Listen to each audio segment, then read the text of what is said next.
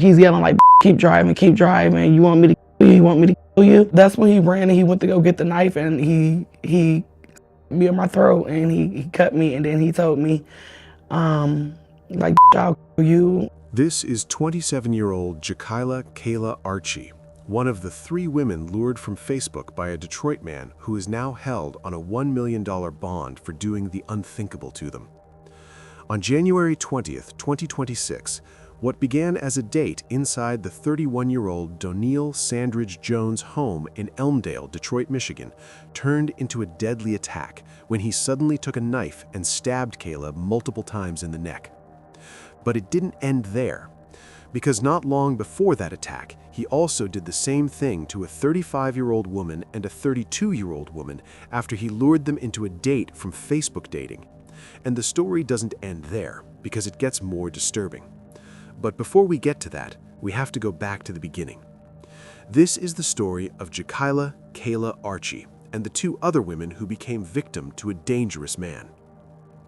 Let's start with the 27-year-old Jakayla Kayla Archie, who was from Grand Rapids, Michigan, on the west side of the state, hours away from Detroit. She did not grow up in the neighborhoods where this story would later unfold. She was not familiar with the east side streets, the side roads, or the rhythms of that part of the city. She was simply a young woman open to meeting someone new, hoping for connection in the same way millions of people do every day. By the end of 2025, around the holidays, Kayla was using Facebook dating, not recklessly, not desperately, just normally. She was looking for companionship, someone she could talk to after long days, someone who might turn casual conversations into something real. She was looking for what most people want, a relationship that felt steady, respectful, and safe. And in her pursuit of love, she met someone who would change her life forever. That someone was the 31-year-old Donielle Darren Sandridge Jones. He was from the east side of Detroit, Michigan, working for what seems to be construction-related jobs, from what can be deduced from his photos he used on Facebook dating, though it is not clear what he does for a living. Other than that, nothing about his profile screamed psychopathic, or so it seemed.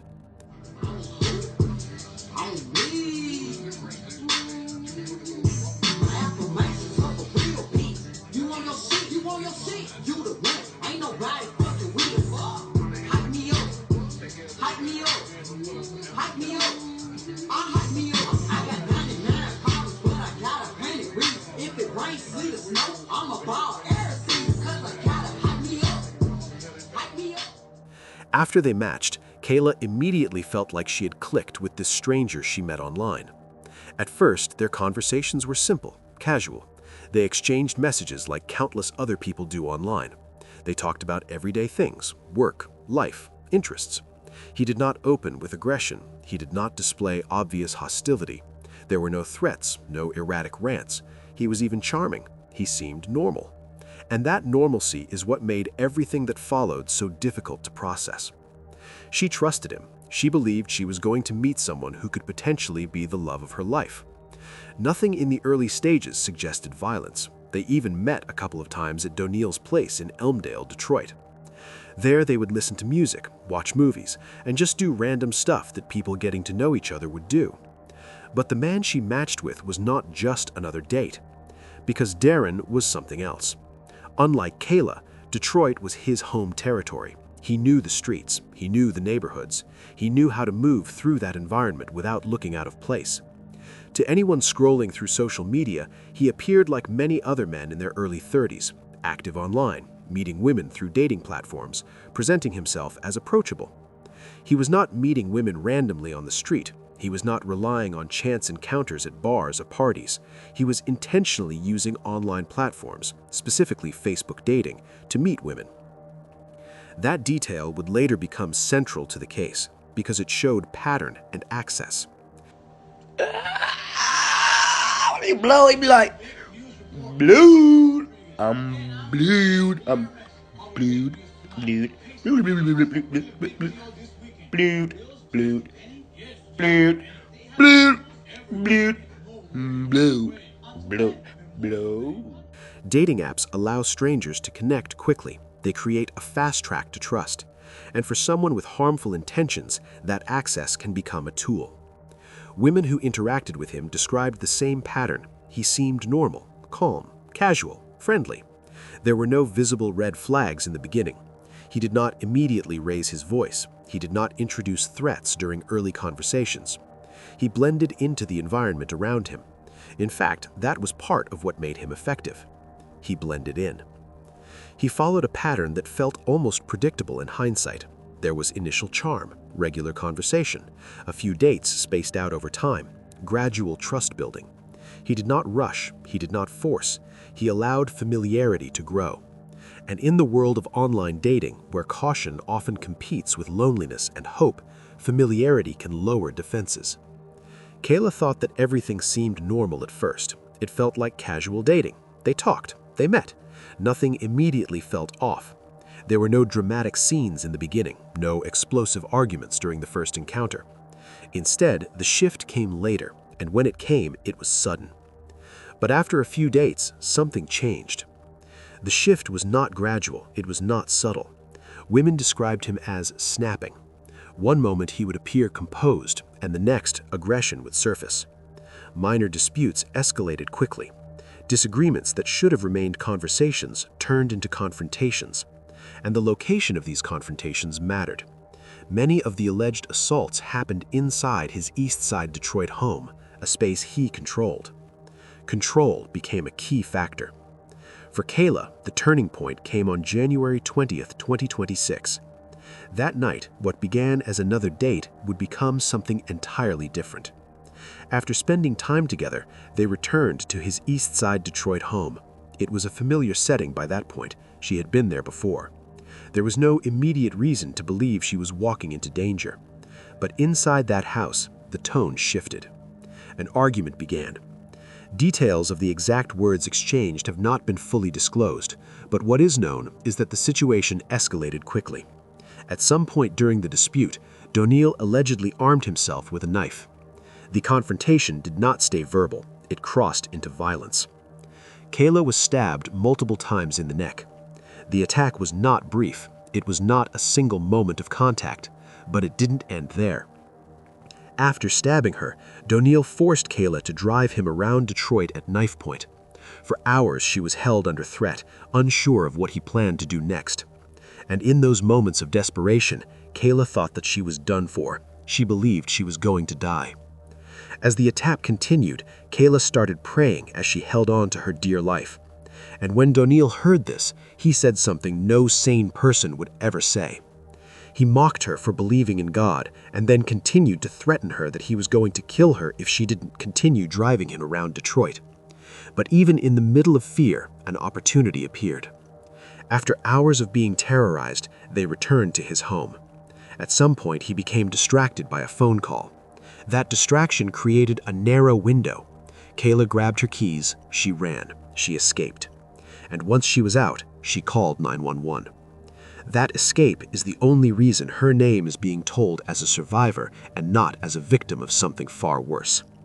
And that fight for survival did not end when she ran out of that house. Because escaping the knife was only the beginning.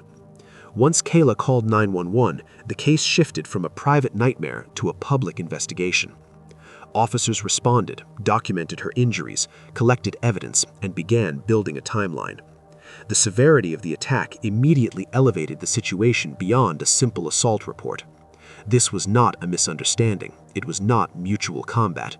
This was an alleged attempted murder. And it wasn't long before justice would be served. A woman who narrowly escaped a man prosecutors call a serial attacker is breaking her silence to warn others about dating app dangers. She was held captive, stabbed in the throat, and forced to drive her alleged attacker through the streets of Detroit until she found a split second to run. But the horror doesn't end with her. Investigators say this man has 2 other victims. 7 News Detroit reporter Ruta Alsanaida sat down with Jakayla, who's now exposing a terrifying pattern and showing us the scars she wants no other women to bear. I just really was thinking, like, that I'm glad that I made it out alive. Because my mother, you know, what he would have did with my body if I didn't make it out that night.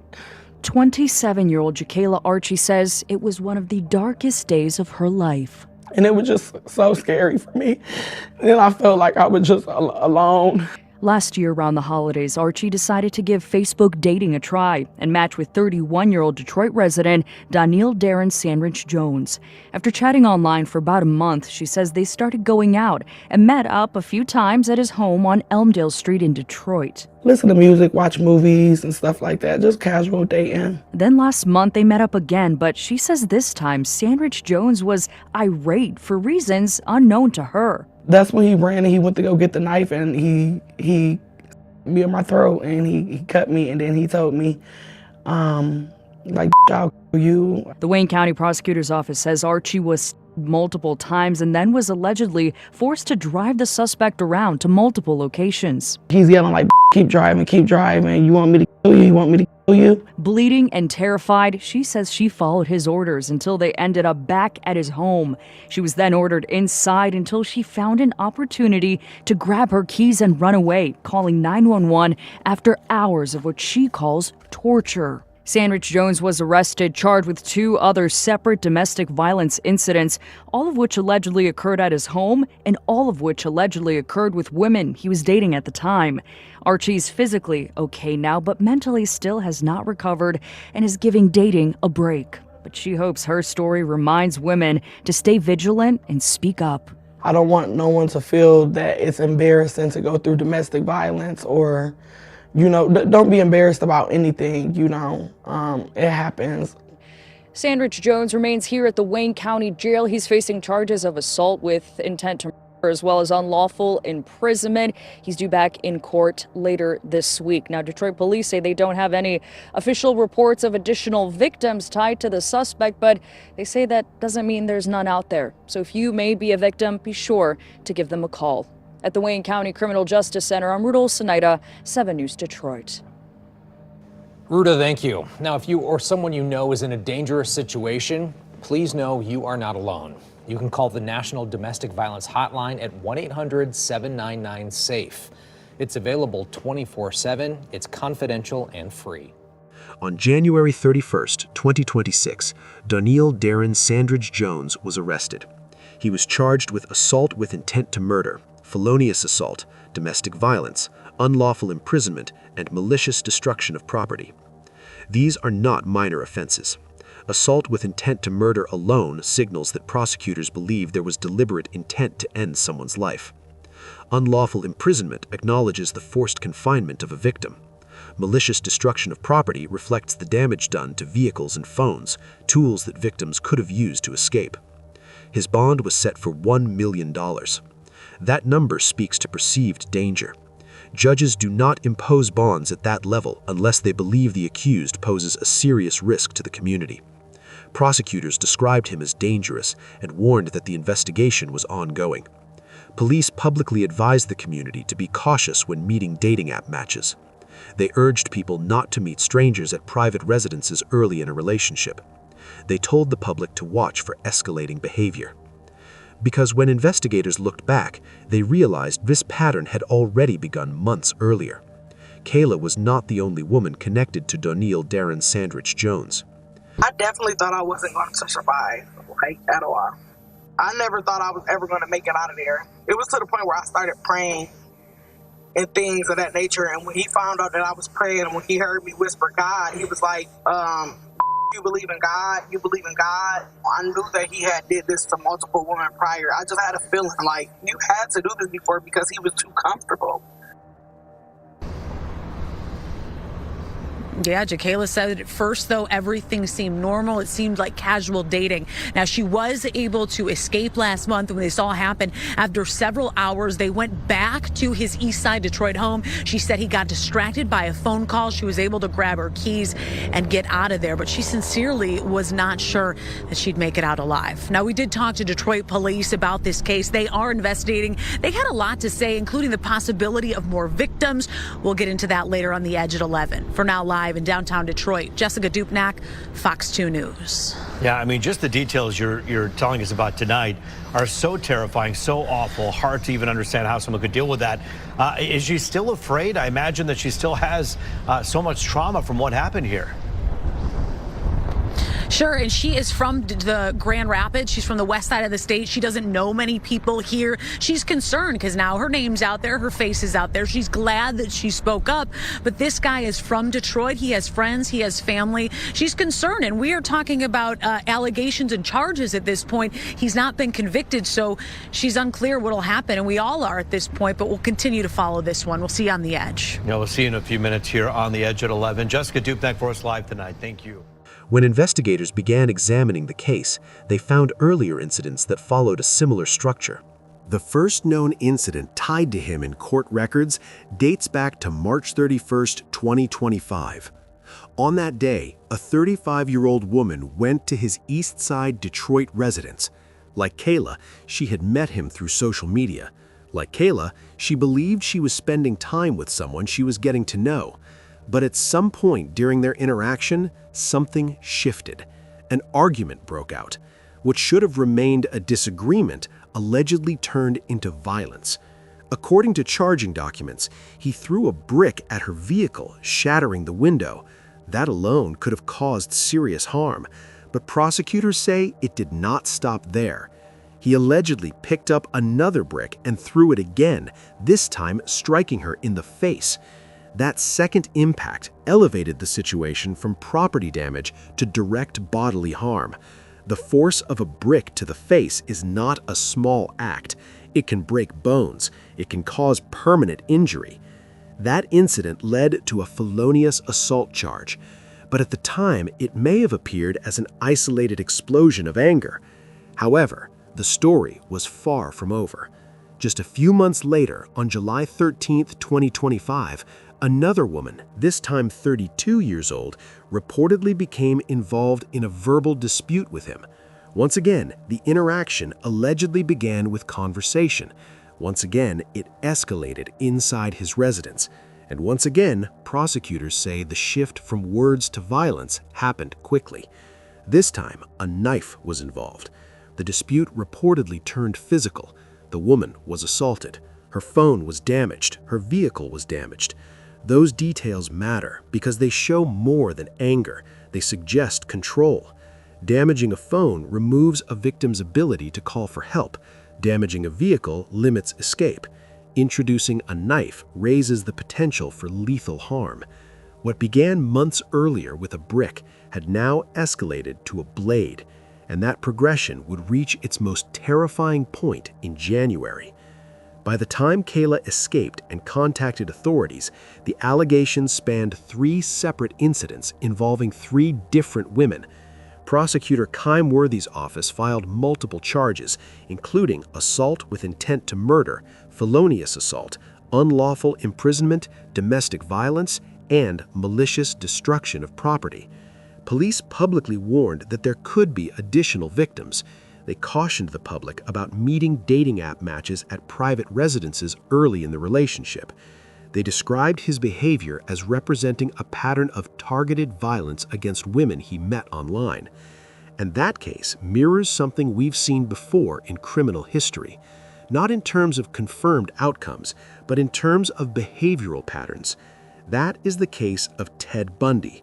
The serial killer is often referenced in discussions about predatory grooming, not because every offender is a serial killer, but because Bundy mastered a specific strategy. He used charm, he used intelligence, he used trust. He presented himself as harmless. He targeted women who believed they were safe. Bundy did not begin with violence in public view. He built trust first. He created scenarios where victims felt comfortable. He lured them into isolated environments, and over time, his violence escalated. The comparison here is not about equating crimes. Ted Bundy was a serial killer who murdered dozens of women. Danielle Darren Sandridge Jones is accused of serial violent assault, not murder. That distinction is critical. But the psychological grooming pattern shows disturbing similarities. Both relied on appearing normal, used social trust mechanisms, and operated in private settings where they controlled the environment. In modern dating culture, charm is currency. Profiles are curated, conversations are filtered, photos are chosen carefully, and trust can form quickly when 2 people believe they share common ground. but that same structure can be exploited by someone with harmful intentions. And because of this, police emphasize that meeting at private residences early in a relationship increases vulnerability. Public places create witnesses. Public places create exits. Public places create distance. But inside someone's home, the balance of power shifts. Kayla had been to his house before. Nothing had happened those first times. That familiarity likely reduced suspicion, and that is how patterns like this work. The first visit feels fine, the second feels normal, the third reinforces trust. The fact that she survived is not because the situation was less severe, it is because she found a narrow moment to escape. A phone call distracted him, a door was within reach, a set of keys was close enough. Those small factors created a path out. But when investigators reviewed the prior incidents, they saw something chilling. If the earlier victims had not reported, if Kayla had not escaped, if the pattern had continued unchecked, what would the next escalation have looked like? Now we focus on what would happen to Daniil. As of now, the case against him remains active. He is awaiting trial. The charges filed by the Wayne County Prosecutor's Office are serious, but they are still allegations. In the eyes of the law, he has not been convicted. That distinction matters. The legal process requires evidence to be presented, witnesses to testify, and facts to be weighed in court before any final judgment is made. But while the legal process moves forward, the investigation has not closed. Prosecutors and Detroit police have stated that the case remains open. Authorities have publicly indicated that there could be additional victims who have not yet come forward. In situations like this, investigators often re-examine digital communication, prior police calls, and any past reports that might not have initially seemed connected. And that possibility changes the weight of the case. If more victims step forward, it would further establish a pattern of behavior rather than a single confrontation. But even without additional reports, the three known allegations already outlined a progression that prosecutors argue was becoming more dangerous over time. For now, the legal battle lies ahead. But beyond the courtroom, the conversation surrounding this case continues. Because this story is not just about one arrest, it is about what appeared normal until it wasn't. At the center of this case is a pattern that many people recognized too late. The early conversations were calm. The first dates felt ordinary. There were no obvious warning sirens at the beginning. That is what makes cases like this so unsettling. This case is not simply about dating apps. Millions of people use online platforms responsibly every day and build healthy relationships. The platform itself is not the crime. The issue lies in how access and trust can be manipulated by someone with harmful intentions. It is about how behavior can intensify, from property damage to weapon involvement to life-threatening violence. It is about how small warning signs, anger over minor disputes, control over phones or vehicles, isolating someone inside a private space can evolve into something far more dangerous. What do you think about it? Let us know what you think in the comments below. And if you found this story intriguing, please like, share, and don't forget to subscribe for more stories like this.